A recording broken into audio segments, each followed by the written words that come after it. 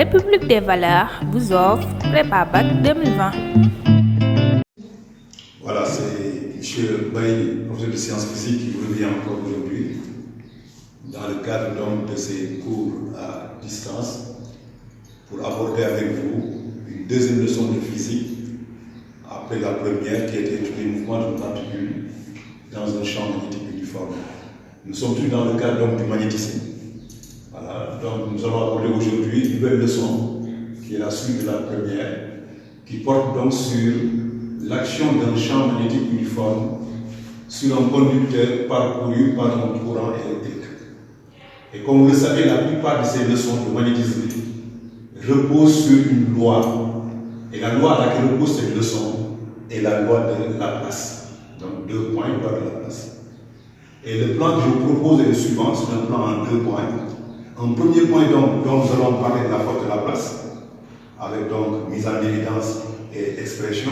Et dans un deuxième temps, les nombreuses applications de ces lois de Laplace que nous avons autour de nous. Donc nous commençons d'abord par grand 1, la force de Laplace. Et cette force de Laplace est d'abord mise en évidence à travers donc grand A, expérience de mise en évidence. Expérience, il y en a 2, de mise en évidence. Voilà. Donc la première des expériences, on l'intitule donc expérience de déviation d'une tige, de déviation d'une tige conductrice. Et comme toute expérience, la démarche assure d'abord est de présenter en petit a le dispositif expérimental. Dispositif expérimental.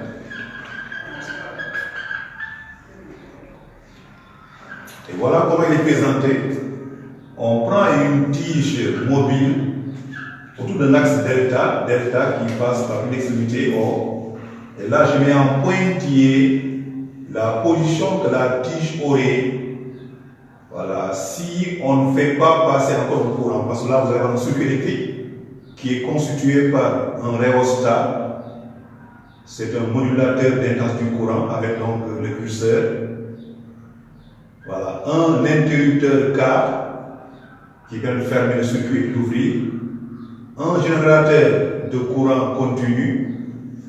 Voilà, et là nous avons une cuve à mercure. Cuve à mercure qui contient donc du mercure qui est un solide qui a un aspect liquide mais qui est conducteur. Voilà, le montage donc utilisé pour l'expérience, générateur G. Et là, nous prenons le cas où la tige déjà déviée. En très plein, c'est la position de la tige dans sa position de déviation. La tige qui dévie, la tige on l'appelle OP. Et on place maintenant la tige dans un domaine où règne un champ magnétique B. Champ magnétique B que nous prenons par exemple ici, entrant. Ce qui fait donc on aura donc ici, c'est la cuve à mercure. Cuve à mercure, cuve à mercure. Voilà, nous allons donc avoir le conducteur OP qui serait parcouru par un courant donc dont le sens est donné par le circuit. Le courant sortant par la borne positive du générateur I. Le courant va traverser donc le mercure qui est conducteur.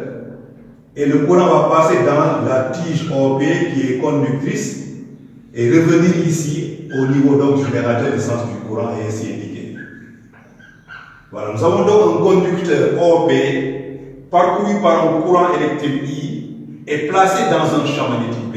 C'est la situation donc qui est étudiée en expérimentation. Maintenant, les manipulations réalisées sont les suivantes. Petit b, vous vous avez les manipulations. Et les manipulations sont au nombre de 4. Je vais vous les décrire, mais nous allons seulement prendre le résultat de la conclusion de ces manipulations. La manipulation première est d'abord de fermer, d'ouvrir l'interrupteur. En circuit ouvert, on constate que la tige OP est de disposition verticale, en pointillé, vous avez sur le schéma. Il n'y a pas de courant. La tige donc est à une position verticale. On ferme l'interrupteur car on constate que la tige dévie dans les conditions indiquées sur le schéma. Donc dévie vers la gauche. Maintenant, c'est cette déviation de la tige qui est étudiée, cette déviation, en sens et en importance. En effet, on a deux sens de déviation de la tige, vers la gauche ou vers la droite, mais également on a l'angle dont la tige dévie aussi peut varier. C'est l'angle que j'appelle alpha. Donc c'est pourquoi je parle d'importance. Voilà. Donc, ces déviations étudiées en sens et en importance par 4 manipulations. La première, on fait varier le courant électrique I par le rhéostat en déplaçant le curseur. Nous constatons que l'angle de déviation augmente quand le courant augmente. L'angle de déviation diminue quand le courant diminue. Donc, premier résultat, l'angle de déviation dépend de l'intensité du courant électrique. Deuxième manipulation, on intervertit les bornes du générateur, changer les bornes. On referme l'interrupteur, la tige dévie dans le sens contraire. Si elle avait dévié donc vers la gauche, dans ce temps elle dévie vers la droite. Deuxième résultat donc, la déviation dépend en sens du courant électrique. Troisième manipulation à faire, c'est de changer le sens du champ magnétique B. L'ayant pris ici B sortant, on prend B entrant, on prend maintenant un B entrant. Là c'est B qui est entrant, on prend un B maintenant qui est sortant. Quand on prend un B sortant, on constate que le sens de déviation également change. La tige dévie de ce fois-ci vers la droite, si B est pris maintenant comme sortant. Alors là il va dévier vers la gauche. On change également la norme de B, l'intensité de B, en prenant un élément beaucoup plus intense. On voit également l'angle de déviation dépend de l'intensité du champ magnétique B. Donc la conclusion des manipulations est la suivante. Voilà, je vais faire d'abord comme manipulation. Voilà, en circuit ouvert, donc, voilà, la tige adopte une position d'équilibre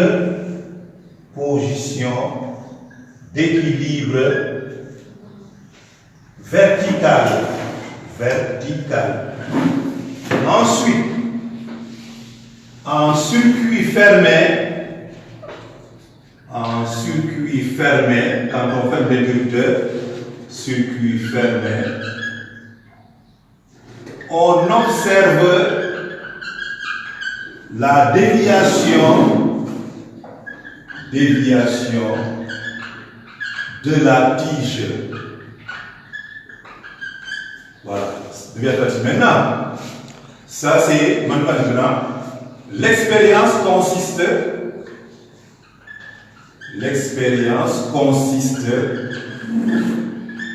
à étudier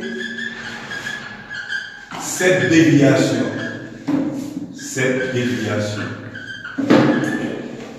Voilà. Et la conclusion, conclusion. Les manipulations réalisées, dont je viens de parler, révèlent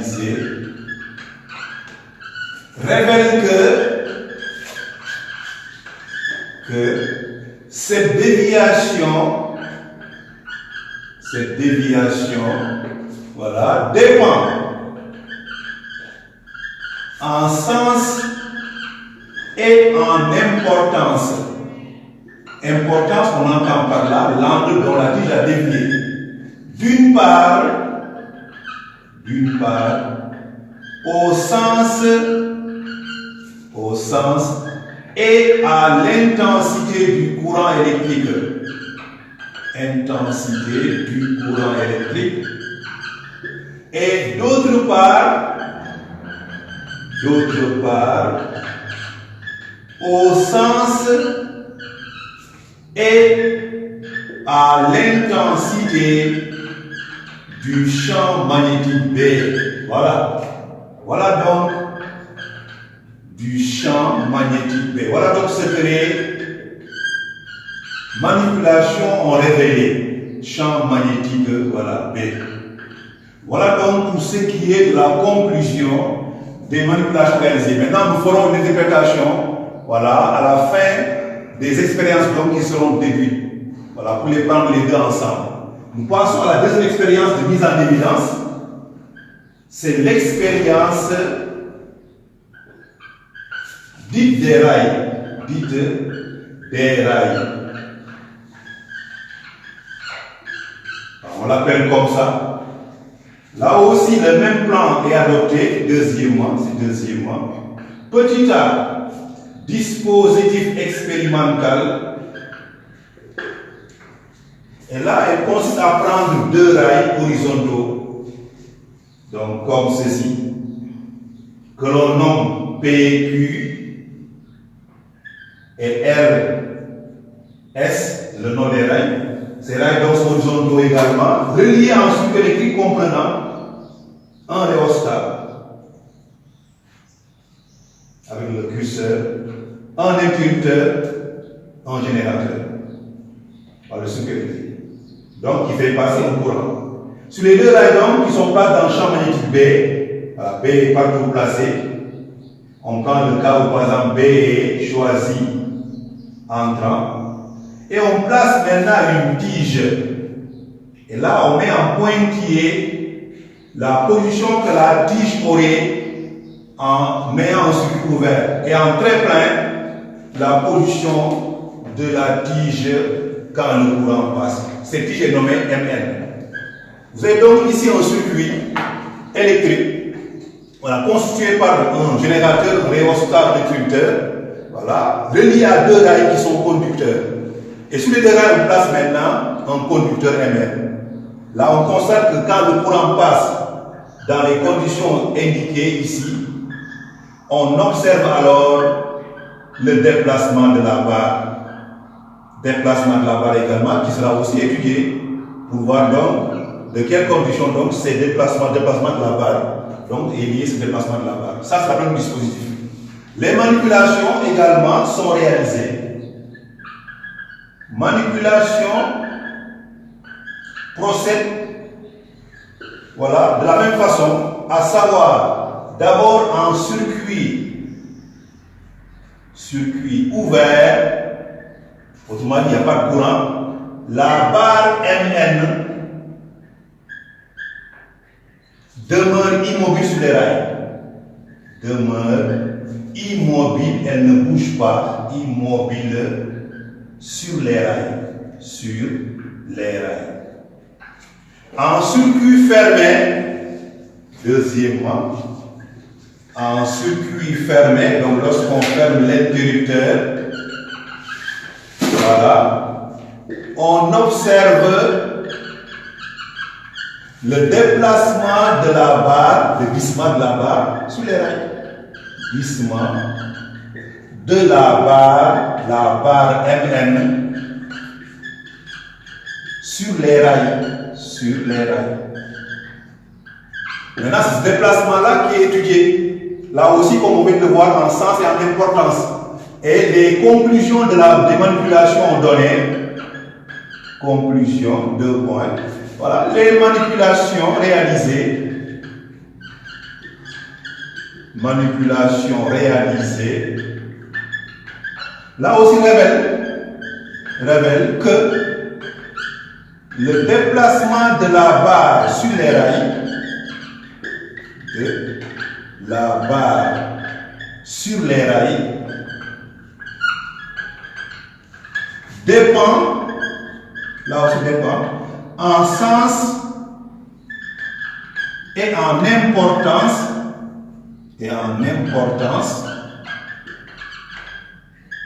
d'une part, il y a deux aspects, donc d'une part, du sens et de l'intensité du courant électrique, intensité I, et d'autre part aussi du sens et de l'intensité du champ magnétique B, intensité de B. Voilà donc les deux manipulations qui sont réalisées pour mettre en évidence cette force, dite force de Laplace. Maintenant, les ayant donc présenté les deux expériences, nous allons maintenant faire une interprétation donc qui est valable pour les deux en petit 3. Petit 3. Interprétation. Bon, je laisse le schéma pour qu'on puisse représenter les forces après. Donc, troisièmement, interprétation. Et l'interprétation que nous allons faire des expériences, les deux à la fois. 2 points. Nous avons dit que dans le premier cas, la tige OP dévie, le mouvement de la tige OP. Et dans le deuxième cas, que la barre se déplace sur les rails, le mouvement de la barre également sur les rails, donc PQ et RS. Alors ces mouvements sont dus au fait que à ces systèmes sont appliquées des forces. À la tige OP, une force est appliquée. À la barre MN également, une force aussi est appliquée. Et cette force maintenant qui est due au champ magnétique B et au courant électrique, on l'appelle la force de Laplace. Voilà donc comment donc ces deux faits expérimentaux sont interprétés. À savoir donc que la déviation de la tige,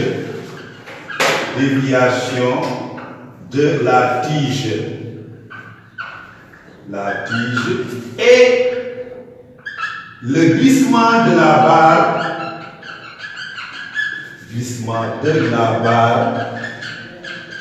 voilà, mettent en évidence les deux,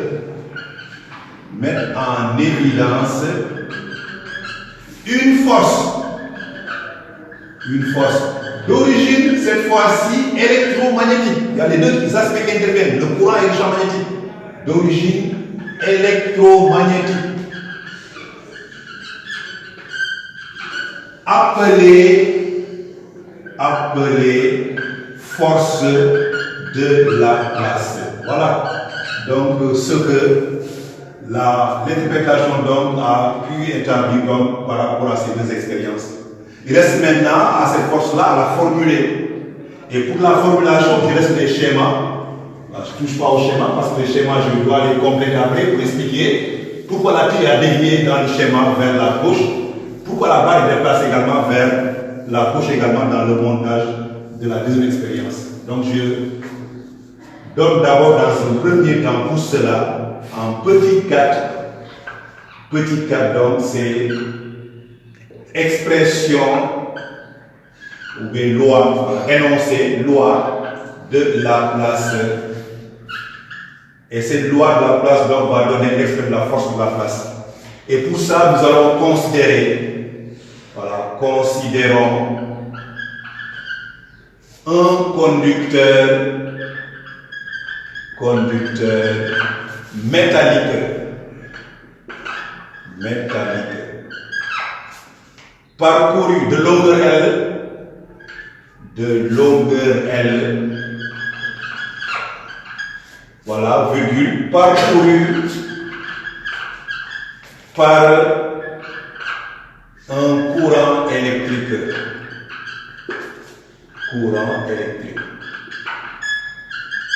Voilà, ça c'est dans un premier temps. Donc, supposons que ce conducteur soit ainsi modélisé. On prend un conducteur donc qui est sous forme d'un cylindre comme ça. Voilà. Parcouru par un courant. La longueur du conducteur donc est notée L. Voilà, L est là. Longueur du conducteur. Et là, nous avons un sens du courant qui est choisi, I. Et vous n'êtes pas sans savoir également quand le conducteur donc est un conducteur métallique, le sens du courant donc il faut un déplacement d'électrons, le courant. Électrons donc qui sont nombreux, j'en prends un seul, qui se déplace dans le sens opposé au courant, de vitesse V. Voilà, maintenant ils sont nombreux les électrons, ils sont N électrons. Plusieurs électrons sont là. Plusieurs électrons sont là partout. Maintenant, j'en prends un seul de vitesse V que je vous disais sur le schéma. On choisit également dans le sens du courant un vecteur unitaire U. U donc dans le sens du courant. Unitaire, donc on dit U égale à 1. U, vecteur unitaire. Unitaire. Sa norme est égale à 1. Donc norme de U est égale à 1. Ensuite, on prend le vecteur vitesse V. Pour montrer maintenant que V et U sont opposés, oui, vous le voyez sur le schéma, on écrit V égale moins V en norme fois U. Comme ça montre que V et U sont opposés, du fait du moins. Le V serait égal à moins L sur T, vitesse, distance sur temps mis, fois U. Et là apparaît un vecteur qu'on note par LU. On pose L fois U qu'on note par L vecteur longueur. Alors V donc devient égal à moins L vecteur sur T, on gagne ça. On prend ensuite, maintenant, vous avez mouvement d'une particule chargée, ce sont les électrons dans le conducteur, qui sont ensuite placés dans un champ magnétique B. Voilà, on place par la suite le conducteur dans un champ magnétique B. Dans un champ magnétique B. Champ magnétique B. Alors, vous avez maintenant des particules chargées électrons de vitesse V dans le champ magnétique B. Alors, chaque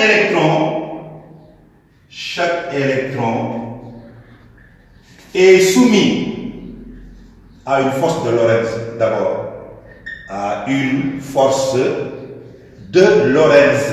Lorentz, donc, c'est les particules. Voilà. Maintenant, ils sont N, le nombre d'électrons. Ainsi, au N électrons,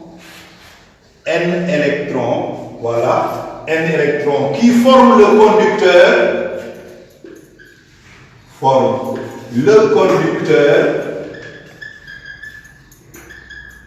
s'applique, voilà, une force de Laplace correspondant qui équivaut, cette force donc équivaut à F égale N fois petit f. N fois donc, petit f étant la force appliquée à une particule, à l'électron, petit f c'est moins, voilà, donc E c'est Q, V vectoriel B, voilà petit f. On fait rentrer maintenant le N pour avoir donc force de Laplace F égale moins NE V vectoriel B. Rappelons par ailleurs en électricité que l'intensité, voilà, rappelons par ailleurs donc, on a I égale intensité du courant Q sur T, Q étant égal à NE, donc NE sur T, cela donne finalement donc que NE soit égal à IT. On reprend l'expression précédente. On remplace dans celle-là NE par IT, donc pour avoir d'où la formule de la force devient, d'où on a donc F égale force de Laplace, égale quoi? Égale moins NE est remplacé par I fois T, comme ça. V est remplacé par moins L sur T, vectoriel B. Et enfin, moins ne peut pas nous donner plus, simplification par T. Finalement, on a donc ainsi, F donc s'exprime par I, L, vectoriel B. Voilà donc comment la force de Laplace est exprimée de par les expériences donc qui sont réalisées. Voilà enfin donc, cette force de Laplace, contrairement à la force de Lorentz, elle est établie. L'expression que vous êtes demandée dans un exercice, contrairement à Lorentz où la force est donnée de par les expériences, la place peut s'établir comme on vient de le faire. Ici, donc, nous concernons un conducteur parcouru par un courant placé dans le champ magnétique B. Pour avoir la force de la place F égale à IL vectoriel B, ce qui donne maintenant l'énoncé de la loi de la place. Énoncé donc, qui nous amène à donner l'énoncé. Énoncé de la loi. 2 points. Et cette loi dit ceci, que tout conducteur, voilà, de longueur L, voilà, parcouru par un courant I,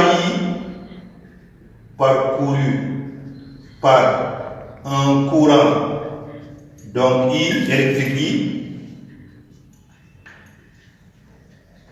est placé dans un champ magnétique B, placé dans B, et soumis ce conducteur à une force dite de la place, on l'appelle comme ça. D'expression maintenant, d'expression F égale de la place, d'expression cette force F égale IL vectoriel B, I fois L vectoriel B.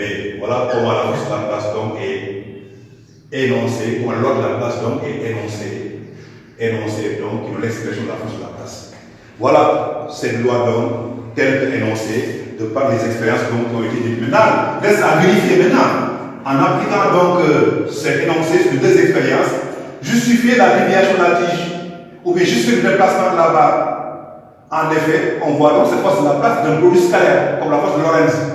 Alors F de la place est ainsi caractérisée. Sa direction, c'est la perpendiculaire au plan que forme V et B. Donc V et B forment un plan. Le sens de la force de la place est donné par des règles classiques, règle la main droite, règle d'ampère, donné par, voilà, exemple, la règle de la main droite. La main droite, voilà, exemple. À savoir, celui du pouce de la main droite,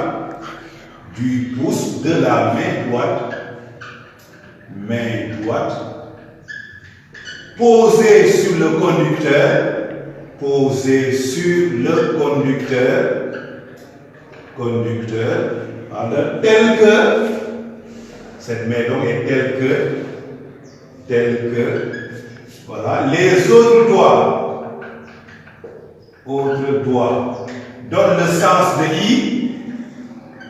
donnent le sens de I, et la paume orientée vers B. Et enfin, le point d'application, c'est le milieu de la zone de champ. Point d'application, voilà, je vais en parler. Et vous avez également l'intensité, comme un produit scalaire.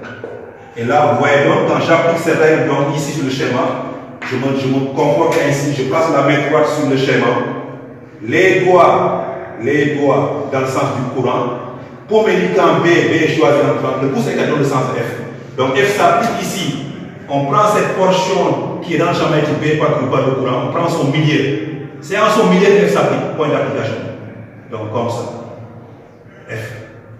Voilà, c'est cette force qui fait dévier la tige. Voilà la justification de déviation de la tige. Ici aussi, même travail pour les règles de la place. On place également pour ces règles de la place la main droite. Les doigts dans le sens du courant de N vers M. Pour médicament B est entrant, le pouce dans le sens de F également s'applique ici. Au milieu de la barre est entrée par le champ magnétique B. On place donc ici également un champ magnétique, on place la force de la place F. Voilà comment donc cette force de la place est établie et comment également elle est représentée sur le schéma. Donc ce qui est important donc dans les exos, voilà, c'est enfin donc de placer cette force de la place, parce que là on va faire de la dynamique. C'est une leçon également comme la leçon passée de dynamique, de mouvement, soit de translation, soit de rotation, auquel vous serez donc interpellé par rapport à cette force de la place. Donc sachez donc que tout conducteur alors parcouru par un courant, placé dans un champ magnétique B, est soumis à cette force que l'on appelle la force de la place. Et voilà donc deux expériences de mise en évidence qui ont permis de dénoncer ces lois aussi importantes, voilà, qui dans la vie courante a plusieurs applications, et sont les applications donc auxquelles nous allons maintenant, voilà, avoir affaire en grande 2. Grande 2 donc application pratique de cette force de la place. Grande 2 application pratique. Et les applications pratiques vont consister à donner, voilà, des situations vécues dans lesquelles cette force intervient. Application, voilà, pratique de la force de la place. Et les applications sont nombreuses. Tout ce qui est donc mouvement, tout ce qui est aiguillement, tout ce qui est déviation d'aigu sur les écrans que vous voyez, tout ce qui est moteur électrique, voilà, tout cela donc ce sont des applications de cette force de la place. Nous allons en donner quelques-unes dans le cours, les autres le plus souvent dans le cadre des séries d'exercices. Mais les applications les plus courantes qui sont dans le cadre de cours sont les suivantes. Il y a d'abord un petit appli, premièrement, on l'appelle la balance de coton. Balance de coton. Coton avec 2 T, donc c'est le nom de personne également. Et cette balance de coton aussi, chaque application a son principe. D'abord, on commence par l'expérimentation à présenter, dispositif à présenter. Et ensuite, on doit maintenant enfin l'application de cette balance, dispositif. Et comme dispositif, on prend alors le montage ci-après,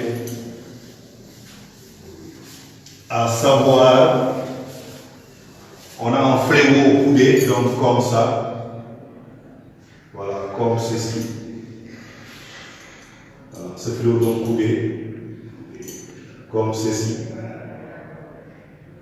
Cette partie-là et celle-là, voilà, ce sont des parties donc qui sont des conducteurs qui sont curviliques, là vous avez des fils mais qui ne se touchent pas, qui arrivent à ce niveau-là, comme ceci.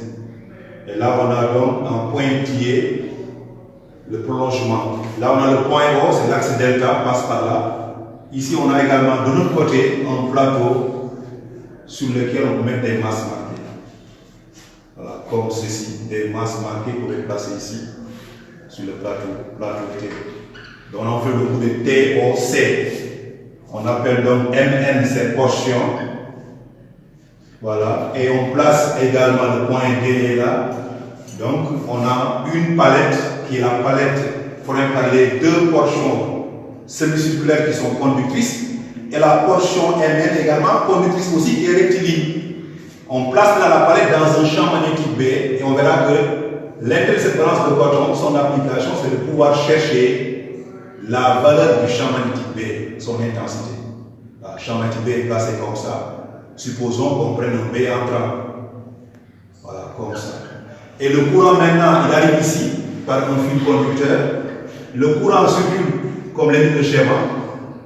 Le courant passe par la palette dans le sens indiqué, sens du courant I, et le courant remonte, descend ici, mais les deux fils ne se touchent pas et sort par ce fil-là. Voilà la situation donc qui est étudiée comme dispositif. Maintenant, la manipulation va consister à d'abord enlever de la balance toute masse marquée et tout courant électrique. Voilà. Donc, en absence de courant et de masse marquée, la balance est dite être en équilibre. Autrement dit, ça se voit par le fait que TO, MN est dans le prolongement de TO, MN est dans le prolongement de TO. Ouais, j'ai mis les pointillés. La balance donc, il n'y a pas de courant, il n'y a pas de masse marquée. Elle est donc en équilibre. Après, qu'est-ce qu'on fait? On lance dans la balance le courant I, comme indiqué. Et là, nous avons alors des portions conductrices formant la palette, parcourues par des courants, placés dans B. Chacune d'elles est soumise à une force de la place. qu'on va représenter. Commençons par la force qui est sur le côté Mn. Règle la main droite donne cette force. On a une force donc qui est donnée verticale descendante, F. Et les forces sont nommées de par le sens du mouvement. On met F de Mn comme ça. Alors, sur le côté dm, on a une force également appliquée. Cette force est donnée par le pouce également. Indiquée ici au milieu de la portion dm, cette portion où le champ métrique s'applique.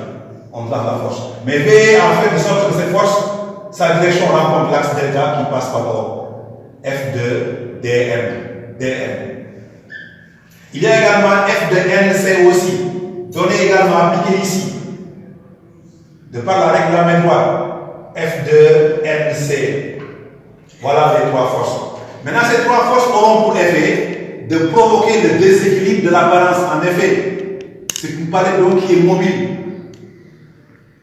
Condition d'équilibre d'un système mobile. Alors, on voit donc les deux forces F de dm, F de nc, le droit d'action passe par l'axe. Le mouvement sont nuls. Mais par contre, F de nc a un moment. C'est comme si quelqu'un tirait la palette vers le bas. La balance se déséquilibre. Pour établir l'équilibre de la balance, on met alors dans le plateau des masses marquées. La balance donc va être en équilibre jusqu'à ce qu'encore une fois, Mn soit dans le prolongement de DO.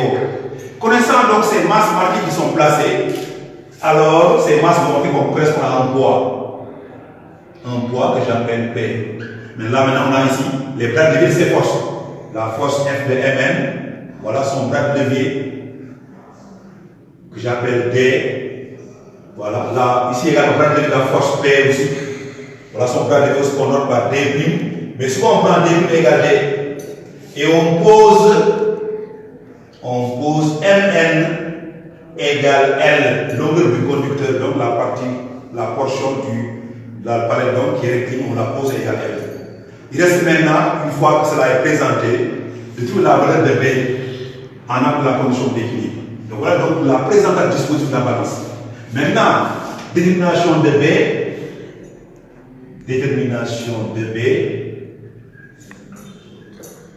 de l'intensité de B, et là on va appliquer la condition d'équilibre.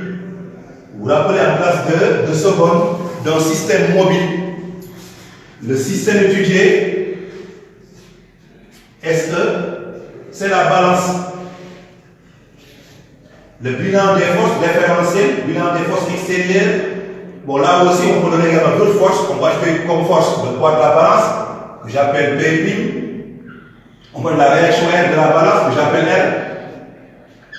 Voilà, ces forces-là, heureusement également, même si on les oublie, elles ne vont pas gêner. Le droit d'action passe par l'axe, elles n'ont pas de moment. Mais pour une fois, il faut les citer si vous les placez dans votre schéma.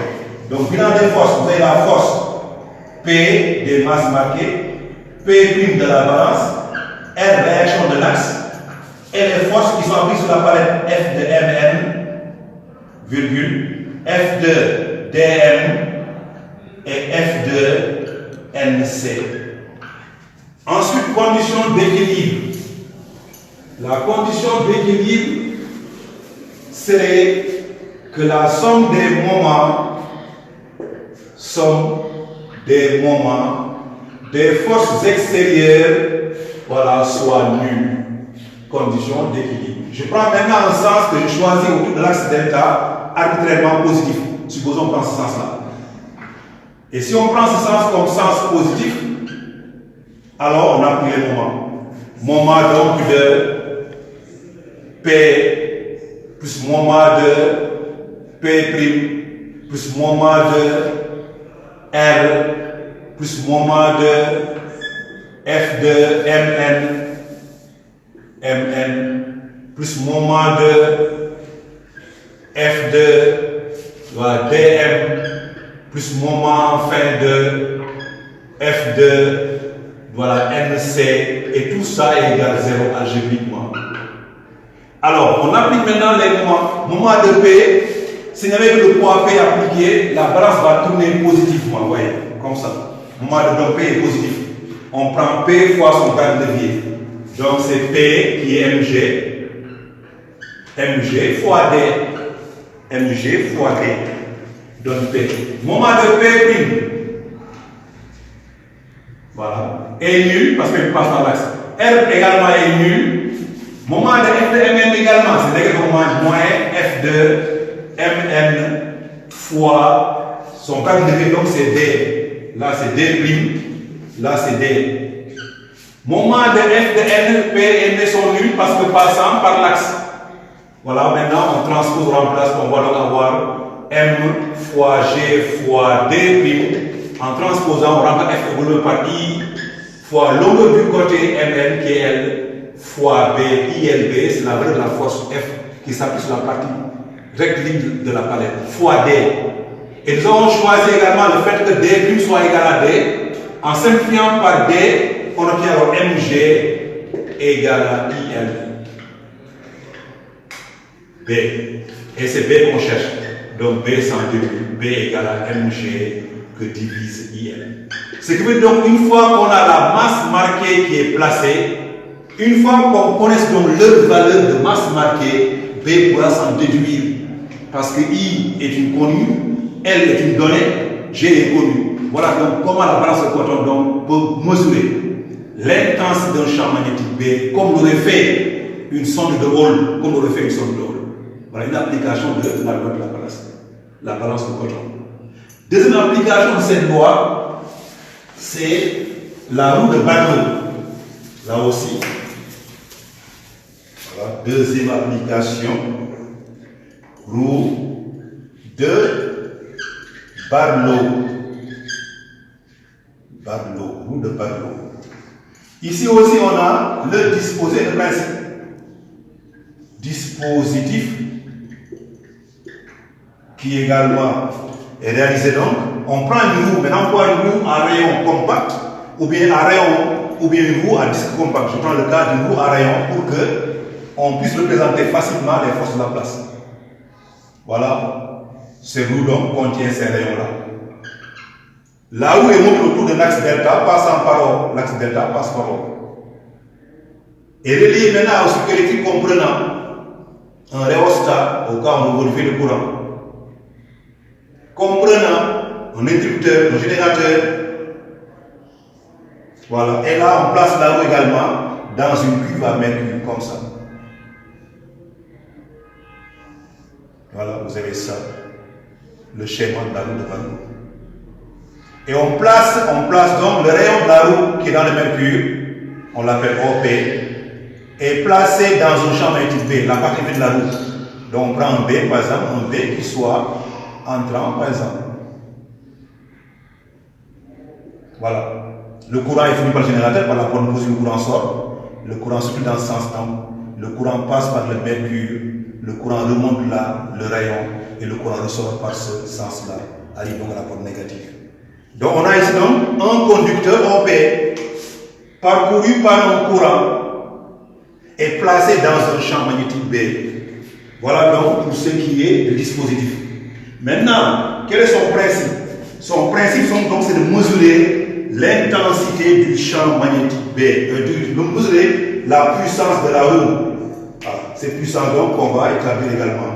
Alors, après la présentation, vous avez maintenant voilà, détermination de la puissance.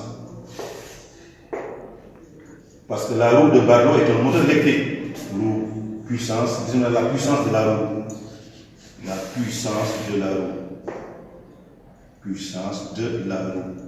Et pour cela, voilà comment on va s'y prendre. C'est l'application donc de cette roue de Barlow. Nous allons appliquer également des connaissances de première, travail et puissance. Voilà, on appelle donc soit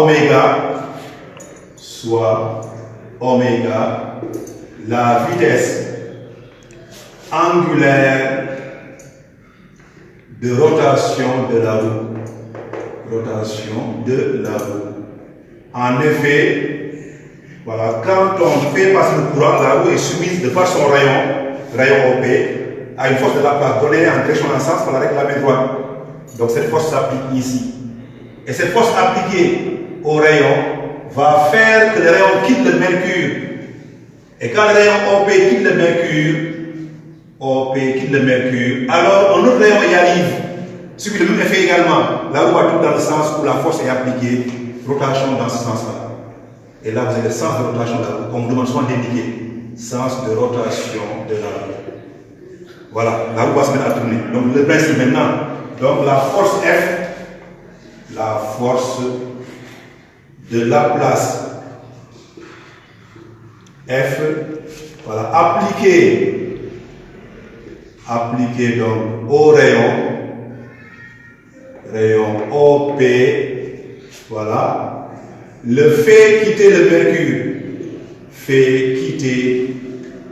le mercure, pendant, voilà, qu'un autre rayon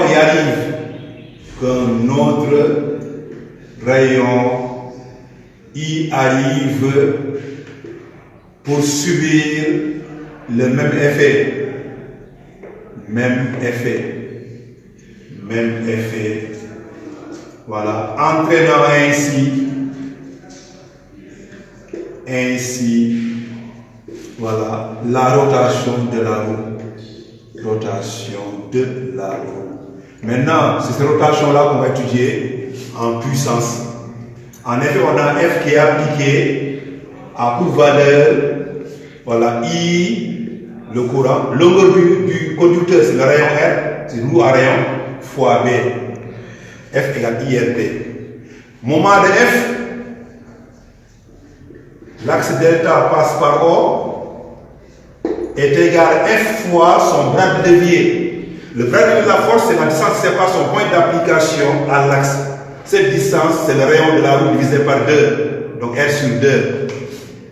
Remplacez F par l'expression de tout à l'heure, vous aurez alors égal I R carré B sur 2. Moment de la force F étant établi, la puissance en déduit. La puissance de la roue, c'est la puissance de la force F, qui est égale donc à moment fois oméga. Fois oméga avec centrale. Ce qui fait donc la puissance de la roue, donc, on l'appelle comme ça, serait donc égal à quoi? Serait égal, on remplace I fois R carré fois B fois oméga divisé par 2. Voilà la puissance de la roue en watts, comment il est établi, de par également cette loi de Laplace. Mais on verra que dans le cas des calculs, dans le cas des études, donc cette puissance est relativement faible. On trouve le plus souvent quelques valeurs de milliwatts. Donc ce qui fait que la roue ne serait pas alors un très bon modèle électrique, la roue de Van. Donc, mais quand même, elle est une application de la loi de Laplace. Et on termine par une troisième application. On l'appelle effet Hall. Voilà. Là aussi, on la cite souvent dans le cadre des cours. Donc c'est voilà, effet Hall.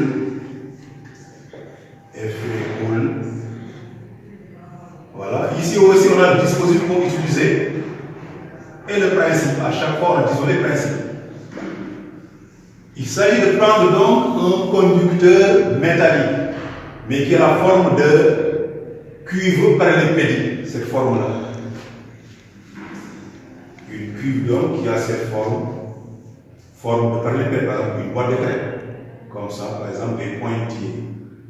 Voilà, on place maintenant cette cuve et parcourue par un courant, la cuve, un courant I. Voilà, et ce courant I, la cuve étant une cuve métallique, correspond aussi à un déplacement d'électrons en sens inverse. Je prends donc électron ici, E- de vitesse opposée au courant, V. On place la cuve de par la partie étroite qui est là, que j'appelle A, B, C, D. A, B, voilà, C, donc D. A, B, C, D, voilà, comme ça. Et là, je peux aussi avoir également une autre ici, également, comme ça. Voilà. Avoir ici donc A', B', C', D', voilà, c'est comme ça. Maintenant, on place donc cette cuve dans le champ magnétique B, ainsi le présenter. Voilà le schéma utilisé donc pour parler de l'effet Hall.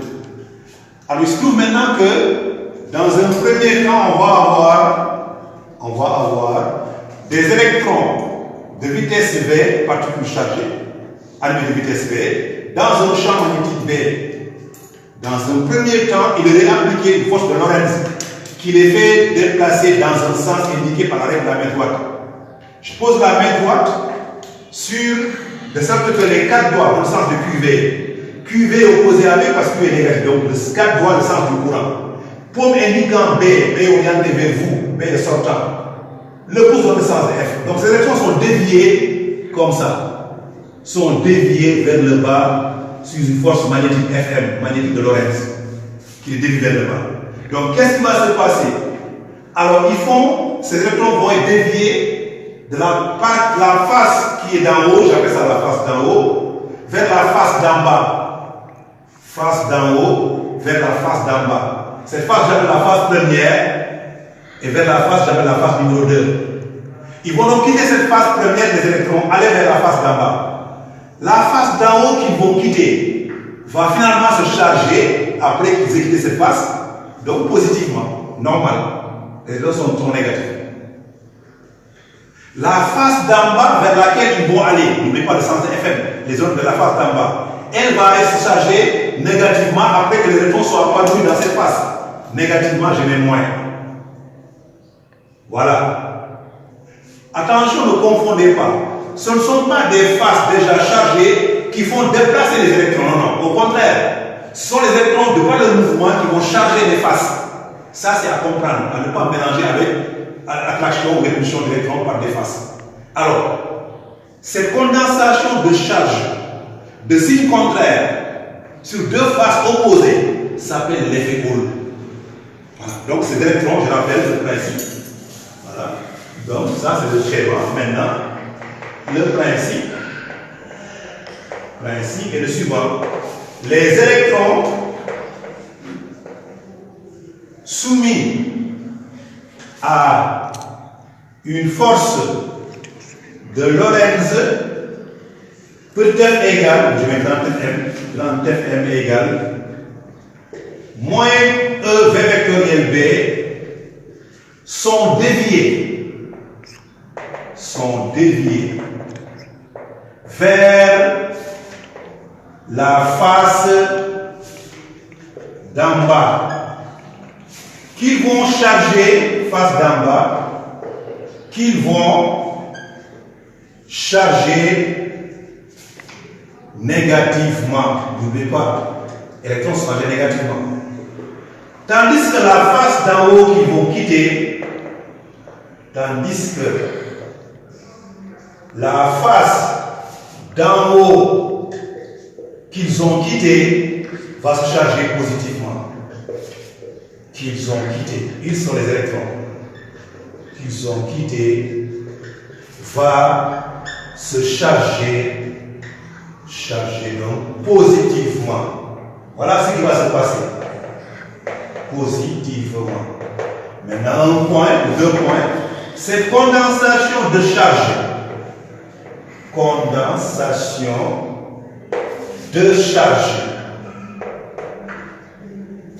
De signe contraire, plus et moins, signe contraire, sur deux faces opposées,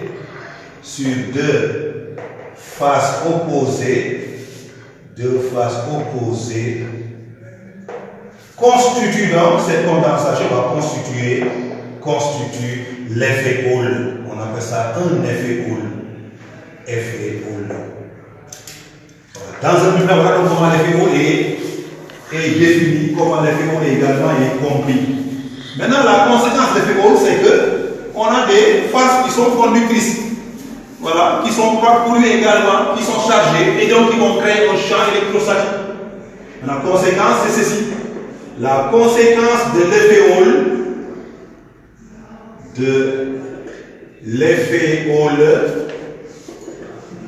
est de créer un champ électrostatique. N'oubliez pas, comme les plaques chargées positivement, négativement, créer un champ électrostatique. Qui va soumettre aux électrons Voilà. En plus, il y avait déjà une première force. En plus, une force électrostatique. Fe égale QE égale moins petit e grand E. Donc l'électron maintenant est soumis à deux forces. Voilà, finalement, voilà, les électrons sont soumis à deux forces. Voilà, deux forces opposées, de sens opposé. Voilà. Voilà. Il s'ensuit un équilibre.